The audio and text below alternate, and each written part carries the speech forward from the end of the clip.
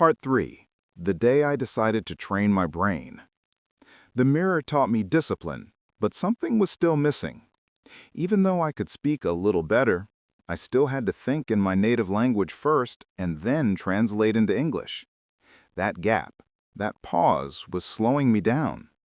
So I asked myself, how do native speakers speak without translating? The answer was clear. They think in English. That day, I made a decision that changed my learning forever. I stopped focusing only on my mouth and started training my brain. The mind is the real classroom. I realized something powerful. English is not just a subject, it's a system. When we learn grammar rules, we train our logic.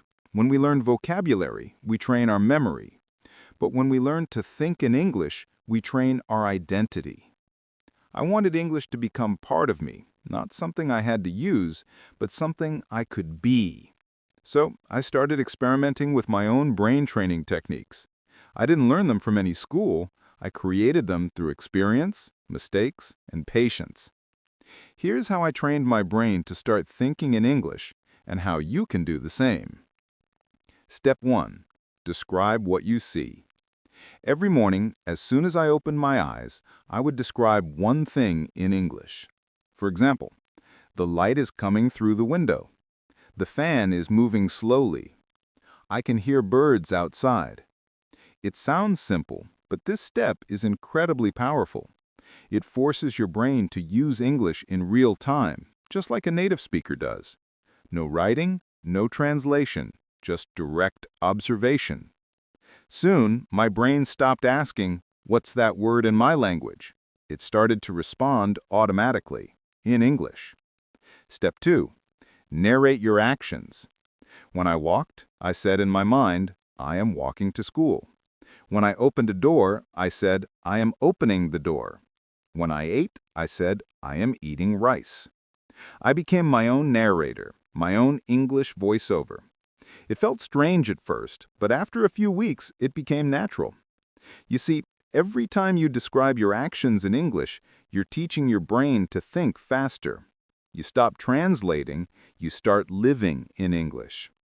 Step 3. Ask and answer questions. When I was alone, I would ask myself questions in English.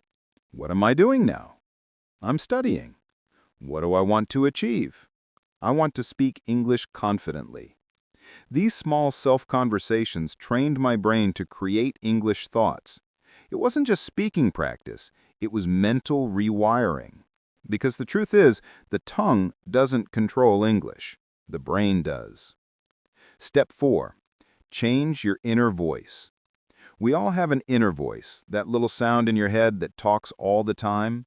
At first, my inner voice spoke my native language, but I slowly started changing it. If my mind said, "I am tired," I replaced it with the English version. If my mind said, "I'm hungry," I repeated it again, in English. It felt unnatural for the first week, but by the second week, my brain started to accept English as normal. That was the breakthrough. I realized once your inner voice changes, your language changes. Step 5. Use English in your emotions. This one was the hardest, but also the most beautiful. Whenever I felt sad, I said, "I am sad." Whenever I felt happy, I said, "I am happy." When I was nervous, I said, "I'm scared, but I can do it." By connecting English with emotions, I made it a part of my real life, not just my studies. Because when you feel English, you remember it forever. After a few months, something magical happened. One evening, my friend asked me a question in English, and without thinking, I answered, fast and naturally. I didn't translate, I didn't pause. The words just came out. That moment, that instant, was the result of hundreds of silent practices. It wasn't luck, it was training. From that day onward, I stopped calling myself an English learner. I started calling myself an English thinker. Because I realized something the textbooks never told me. Fluency doesn't start with the mouth, it starts with the mind.